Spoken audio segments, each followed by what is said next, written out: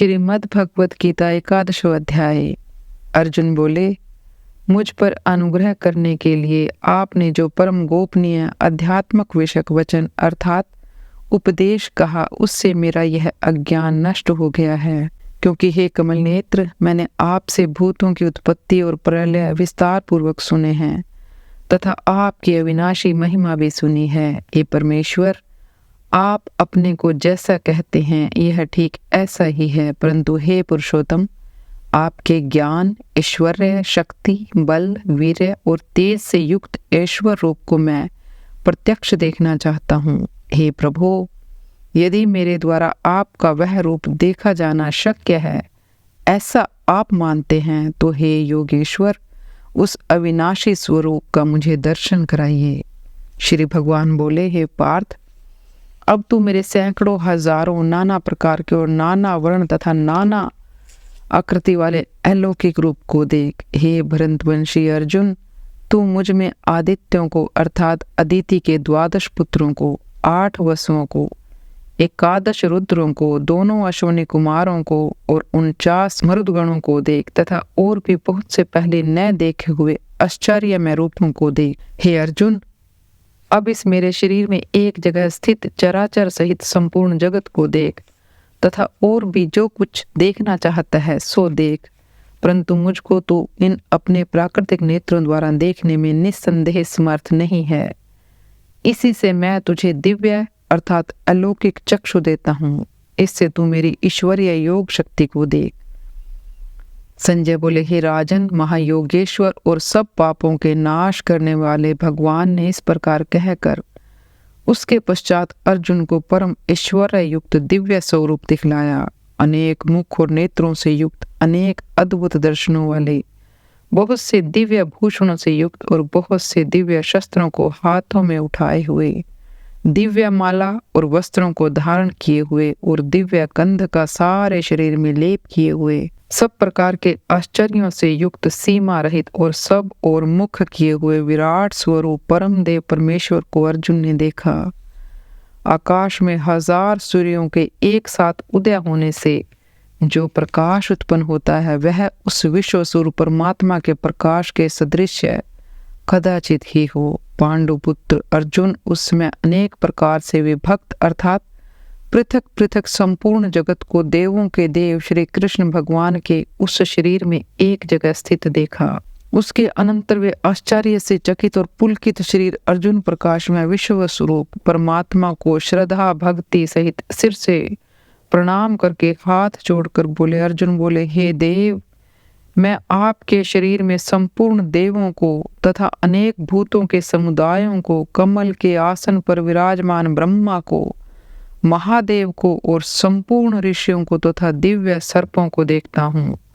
हे संपूर्ण विश्व के स्वामी, आपको अनेक भुजा, पेट, मुख और नेत्रों से युक्त तथा सब ओर से अनंत रूपों वाला देखता हूँ। हे विश्वरूप, मैं आपके न अंत को देखता हूँ, न मध्य को और न आदि को ही।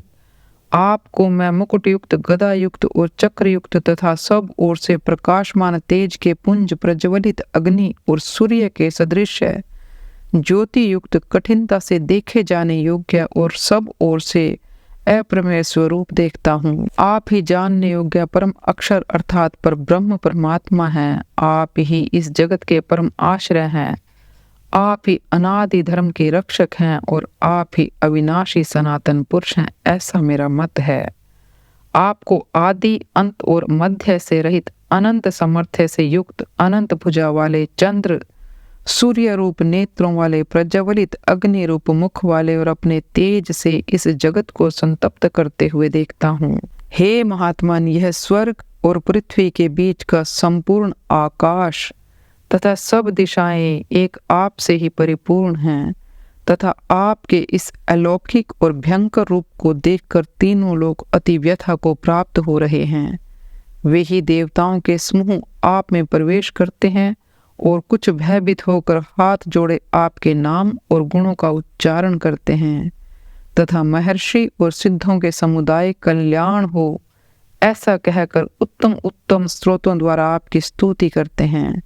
जो 11 रुद्र और 12 आदित्य तथा 8 वसु साध्यगण, विश्वदेव, अश्विनी कुमार तथा मरुदगण और पितरों का समुदाय तथा गंधर्व, यक्ष, राक्षस और सिद्धों के समुदाय हैं, वे सब ही विस्मित होकर आपको देखते हैं। हे महाबाहो, आपके बहुत मुख और नेत्रों वाले, बहुत हाथ, जंघा और पैरों वाले, बहुत उदरों वाले और बहुत सी दाढ़ों के कारण अत्यंत विकराल महान रूप को देखकर सब लोग व्याकुल हो रहे हैं तथा मैं भी व्याकुल हो रहा हूँ, क्योंकि हे विष्णु, आकाश को स्पर्श करने वाले देदीप्यमान अनेक वर्णों से युक्त तथा फैलाए हुए मुख और प्रकाशमान विशाल नेत्रों से युक्त आपको देखकर भयभीत अंतकरण वाला मैं धीरज और शांति नहीं पाता हूँ।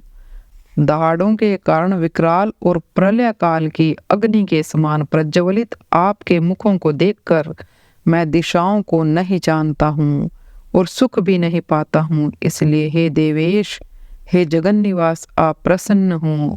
वे सभी धृतराष्ट्र के पुत्र राजाओं के समुदाय सहित आप में प्रवेश कर रहे हैं और भीष्म पितामह, द्रोणाचार्य तथा वह कर्ण और हमारे पक्ष के भी प्रधान योद्धाओं के सहित सब के सब आपके दाढ़ों के कारण विकराल भयानक मुख में बड़े वेग से दौड़ते हुए प्रवेश कर रहे हैं और कई एक चूर्ण हुए सिरों सहित आपके दांतों के बीच में लगे हुए दिख रहे हैं।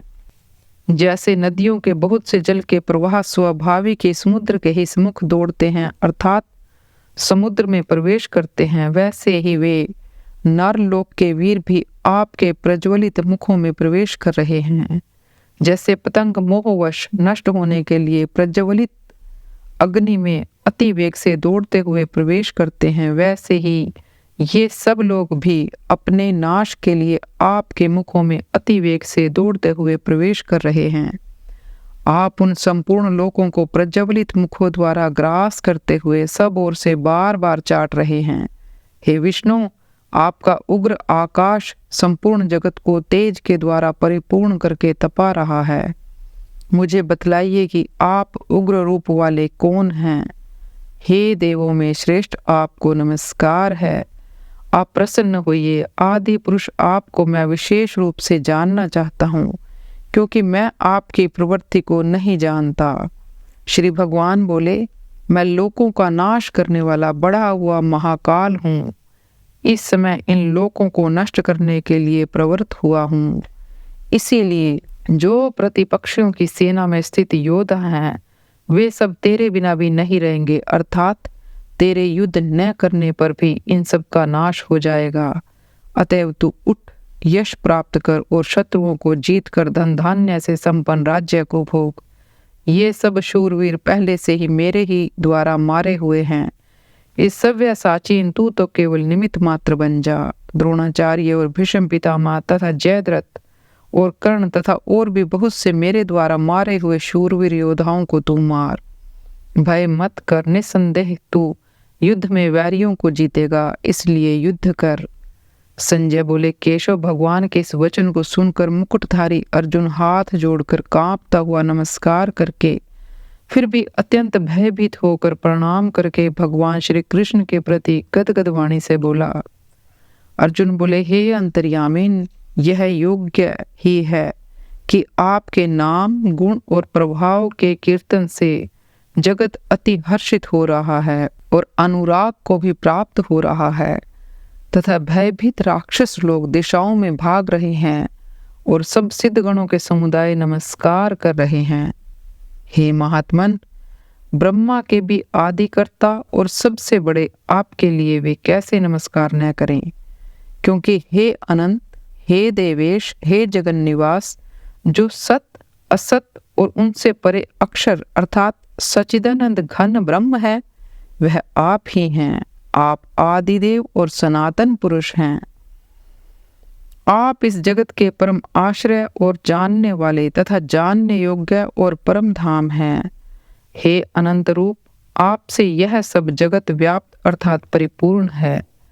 आप वायु, यमराज, अग्नि, वरुण, चंद्रमा, प्रजा के स्वामी ब्रह्मा और ब्रह्मा के भी पिता हैं। आपके लिए हजारों बार नमस्कार नमस्कार हो। आपके लिए फिर भी बारंबार नमस्कार नमस्कार हो।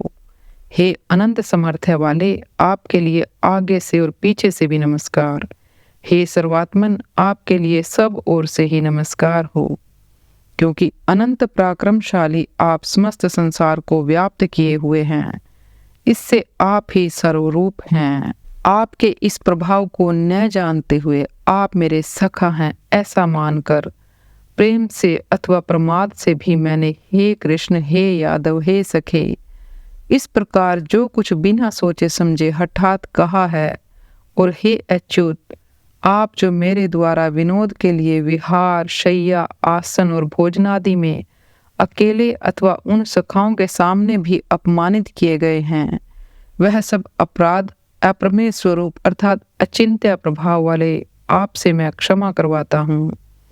आप इस चराचर जगत के पिता और सबसे बड़े गुरु एवं अति पूजनीय हैं। हे अनुपम प्रभाव वाले, तीनों लोकों में आपके समान दूसरा कोई नहीं है, फिर अधिक तो कैसे हो सकता है। अतः हे प्रभु, मैं शरीर को भली भांति चरणों में निवेदित कर प्रणाम करके स्तुति करने योग्य आप ईश्वर को प्रसन्न होने के लिए प्रार्थना करता हूँ। हे देव, पिता जैसे पुत्र के, सखा जैसे सखा के और पति जैसे प्रियतमा के पत्नी के अपराध सहन करते हैं, वैसे ही आप भी मेरे अपराध को सहन करने योग्य हैं।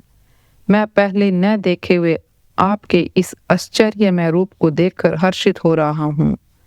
मेरा मन भय से अति व्याकुल भी हो रहा है, इसलिए आप उस अपने चतुर्भुज विष्णु रूप को ही मुझे दिखलाइए। हे देवेश, हे जगन निवास, प्रसन्न होइए।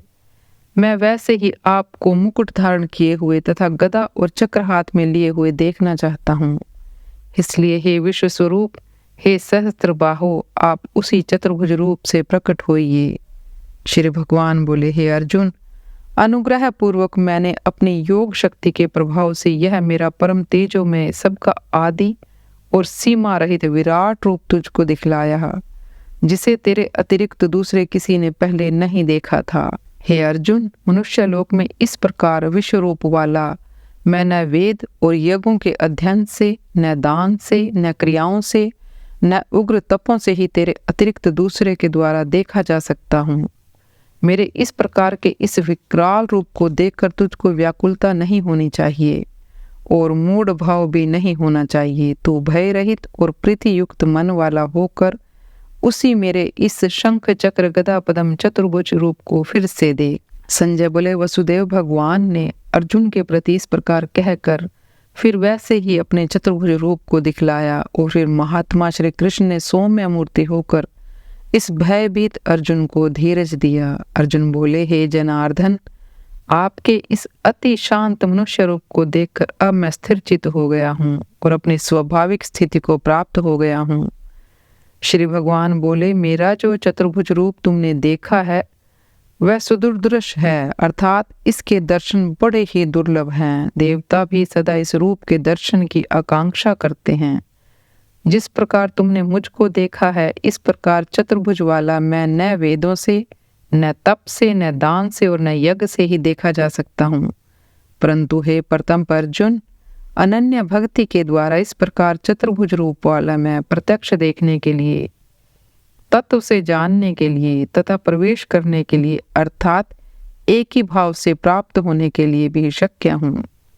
हे अर्जुन, जो पुरुष मेरे ही लिए संपूर्ण कर्तव्य कर्मों को करने वाला है, मेरे परायण है, मेरा भक्त है, आसक्ति रहित है और संपूर्ण भूत प्राणियों में वैर भाव से रहित है, वह अनन्य भक्ति युक्त पुरुष मुझको ही प्राप्त होता है।